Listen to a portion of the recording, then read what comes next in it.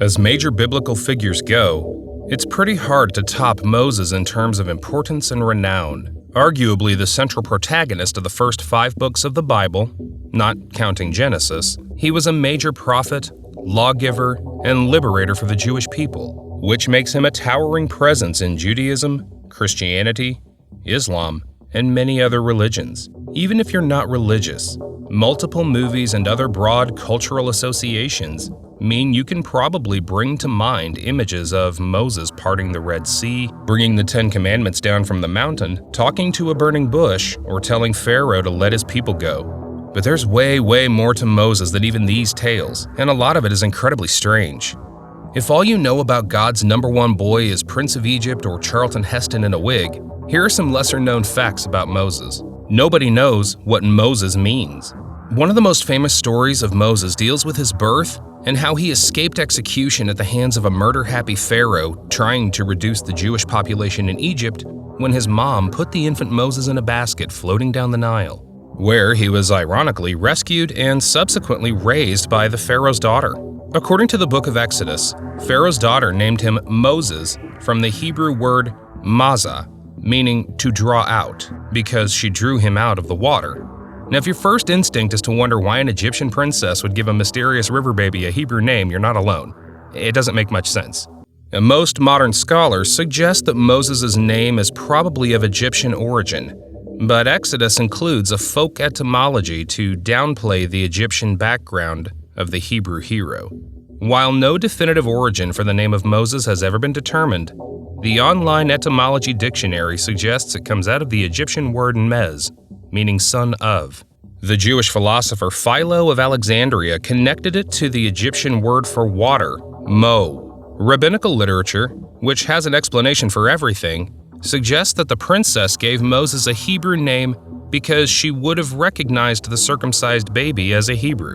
Others offer the explanation that Moses' own mother, whom the princess took on as a nurse, recommended the name to her. Baby Moses snatched Pharaoh's crown. The canonical scriptures skip from Moses' infancy to his young adulthood, leaving a lot of gaps concerning his life at the Pharaoh's palace to be filled in by popular imagination. Fortunately for the curious, Jewish writers and rabbis of antiquity and the Middle Ages had exactly the same impulse to write fan fiction as modern-day teens do. The Jewish Encyclopedia records one of the best-known legends of the child Moses, which involves him snatching Pharaoh's crown. According to the legend, 3-year-old Moses is sitting at the dinner table when he grabs the Pharaoh's crown and puts it on his own head. The Pharaoh's soothsayer worries this is a sign that the child is the prophesied future liberator of the Jews in Egypt. Fortunately for young Moses, one of the Pharaoh's counselors is actually the angel Gabriel in disguise, looking out for God's favorite boy. The secret angel proposes a test to check the toddler's liberator status. He sets out a piece of gold and a live coal in front of Moses to see which one he grabs, with the understanding that a hero of destiny and greatness would surely grab the gold. To make sure that won't happen, Gabriel supernaturally guides the child's hand to the coal. And being a baby, Moses obviously puts the burning coal in his mouth. Pharaoh's mind is set at ease that a prophesied hero would never do anything that dumb, and Moses' life is saved. Moses did a murder.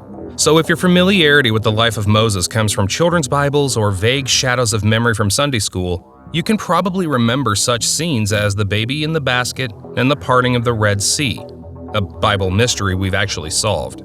What you may not remember, however, is that the inciting incident of Moses' role as prophet and deliverer of the people of Israel was a murder.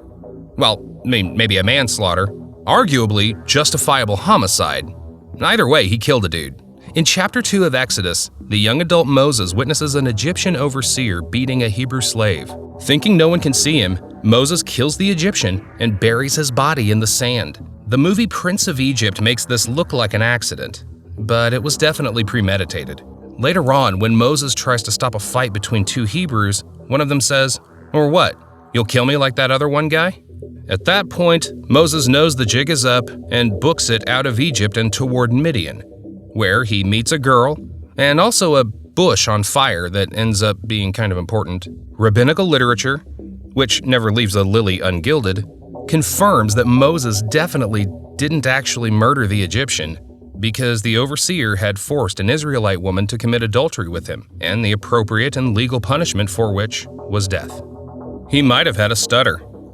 In chapter 4 of Exodus, when the fugitive Moses encounters God disguised as a shrubbery, he receives a call to action to become the great deliverer and lawgiver of the Israelite people. And just like any other good Joseph Campbell-style hero, Moses tries to refuse the call, specifically citing that he's heavy of mouth and heavy of tongue. Much debate has ensued about what this description literally means, but the traditional explanation is that Moses had a speech disorder, most often understood to be stuttering. This stutter, also said to be a problem pronouncing S words, was the result of baby Moses putting that coal in his mouth. But they also suggest that God specifically chose someone with a disability to be his spokesman so that all glory would go to God and not to his human representative. Other explanations for Moses' heavy tongue include that maybe he just spoke slowly or in plain words.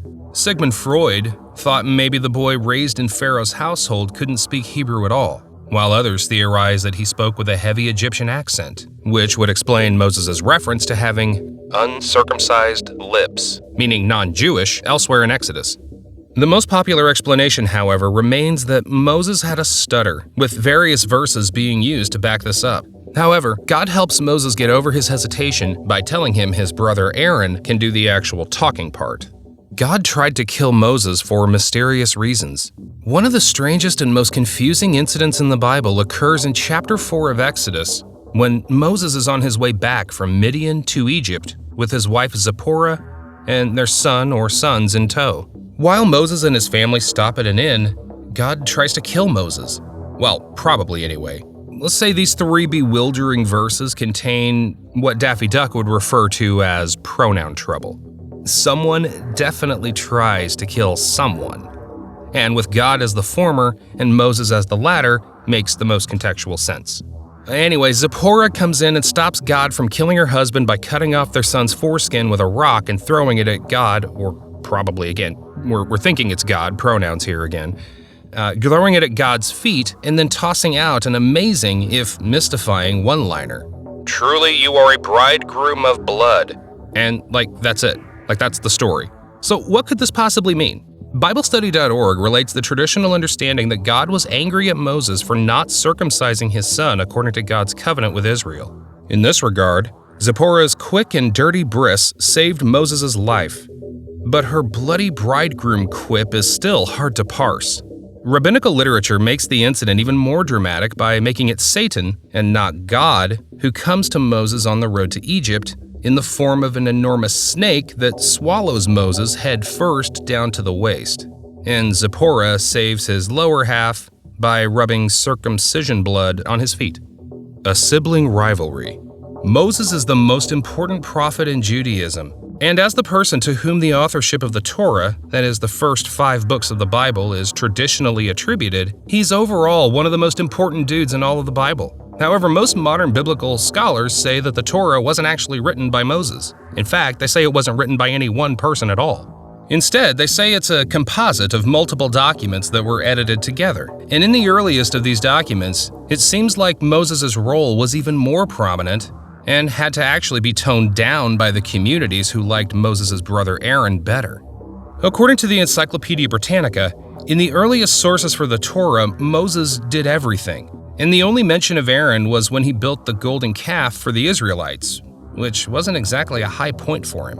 The reason for this seems to be that the earliest sources were written in the northern kingdom, where Moses was the biggest fish, while later documents from the south were written by Aaron fans, who made him Moses' helper and spokesman, as well as softening his culpability in the golden calf incident and generally adding, Aaron was also there, throughout the Torah.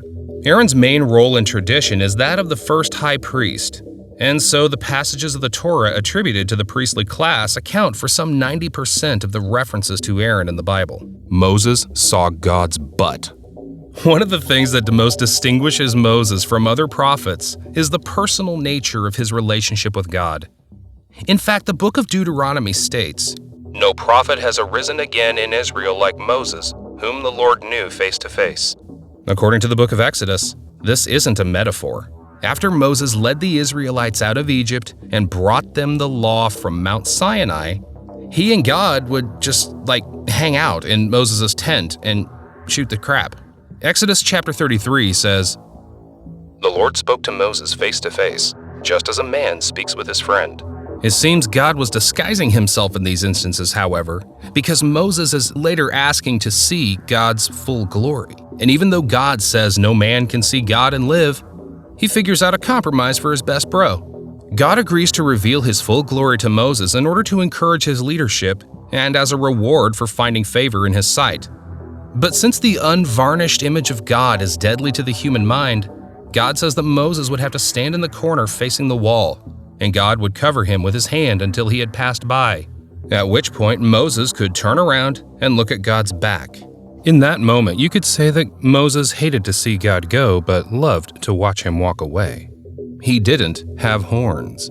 According to Exodus chapter 34, Moses' constant close proximity to the face of God, from their mooning tent hangouts to law-giving sessions on Mount Sinai, had unintended consequences on the prophet. His face became so radiant that you might even say it glowed, like a light bulb. In fact, it glowed so much that Moses had to start wearing a veil because humans couldn't look at his face. This change had an unintended consequence of its own, as it made some people for hundreds of years think that Moses had horns. The Hebrew word for ray of light can also mean horn, and so it's possible to interpret Moses' shiny face as a horned one if you take the less contextually appropriate translation. And unfortunately, this was the translation made by St. Jerome when he translated the Bible into Latin, creating the version of the Bible used by European Christians until basically the Protestant Reformation. Probably the most notable consequence of this misunderstanding in culture is Michelangelo's famous sculpture of Moses in Rome's Basilica of St. Peter in chains, which prominently features two horns on Moses' brow, perplexing thousands of modern tourists daily. Strangely enough, some Jewish writers also believed Moses had horns. There's even a medieval Jewish poem in which Moses threatens to gore a host of angels. He was definitely meant to be shiny, though, so don't get weird about it. He didn't make it to the Promised Land. Besides being a prophet and a lawyer, one of Moses' most famous roles is as the liberator of the Jewish people, leading them out of Egypt through 40 years of wandering in the desert and into a land of milk and honey promised to them by God. As such, it might surprise people not deeply familiar with the story of the Torah that Moses himself never actually made it to the Promised Land. As the Jewish Encyclopedia explains, the walk from Egypt to Canaan is definitely not 40 years long. What happened is that when the Israelites got to the Promised Land, Moses' advanced scouts reported that the land was full of giants, which made the people too scared to enter. For their lack of faith, God cursed them to wander until that entire generation had died, in hopes that the next generation would be more faithful. Once that time had passed, however, Moses found out that God wasn't going to allow him to enter Canaan himself. Instead, he died on a mountain within eyeshot of the Promised Land at the age of 120, and God himself buried him in a mystery grave. The most common understanding of why Moses died just short of his goal is that in the book of Numbers, he hadn't shown proper confidence in God when Moses magically made water shoot out of a rock, instead of trusting that God would provide. Angels and demons fought over Moses' corpse. So as pretty much the main dude of Judaism, naturally there's more apocryphal and folkloric content about Moses than most other prominent figures from the Hebrew scriptures. This incident of Moses' death is no exception to this trend, and the Jewish Encyclopedia records numbers of legends about the death of Moses, including the idea that he actually faked his death because he was too modest to let people know that God had taken him directly into heaven. Other stories have him juking the angel of death and remaining hidden by God until the world to come. However, there is an apocryphal book that might shine a supernatural light on this mystery. The Assumption of Moses is a story so crazy that it didn't even make it into the Bible. Nevertheless, there's this last portion of the book that's so prominent that it's briefly referenced in the canonical New Testament epistle of Jude. The story goes that God hid Moses' body so that the idol-prone Israelites wouldn't begin worshiping their leader's corpse the same way that they had the golden calf. Satan, on the other hand, thought this would be hilarious, so he tried to steal Moses' body. God, however, had placed an archangel Michael as the guardian of Moses' grave, and when the devil tried to uncover the body, Michael rebuked him, forcing him to flee. Unfortunately, we only know of this story from others writing about it, as the only remaining portions of the Assumption are a dying Moses passing secret prophecies to his successor Joshua. Did Moses invent the alphabet? So it's generally understood that the oldest alphabet we can verify the existence of is the Phoenician alphabet. It was used in the Iron Age to write Semitic languages, but ultimately spread across the Mediterranean and evolved into Hebrew, Arabic, and Greek, as well as the one I'm reading from right now. For some Greco-Jewish historians, however, this explanation didn't hold water. And obviously, Moses, in addition to his other accomplishments, invented the alphabet and then passed his version on to the Phoenicians. According to the Jewish Virtual Library, a widely quoted fragment by the historian Eupolemus claims, "Moses was the first wise man, the first who imparted the alphabet to the Jews. The Phoenicians received it from the Jews, and the Greeks from the Phoenicians. Also, laws were first written by Moses for the Jews." I mean, come on, inventing the idea of letters is like a pretty big idea, right? And inventing the very concept of law is huge. I mean, that'd be like Dolly Parton writing Jolene and I Will Always Love You on the same day. The historian Artoponus went a step further, claiming Moses was the figure known to the Greeks as Mosaius, the teacher of the great musician Orpheus and the inventor of sailing, architecture, and philosophy. And he was also the deity known to the Greeks as Hermes and to the Egyptians as Thoth, the legendary figure who taught the alphabet and science and mathematics to humankind. That's a pretty big claim. Moses wasn't the only mystery river baby. Despite Moses' role in the development of 3 major world religions, most modern scholars generally reject his literal existence as a historical person, though many accept that the legend of Moses may be based on certain details from the life of a Moses-like historical person. One reason that Moses is considered to be more legend than fact is that some details of his life can be seen echoed in the stories of a number of other legendary or semi-legendary figures. The most prominent of these repeated motifs is the story of the baby Moses being rescued from the basket in the river.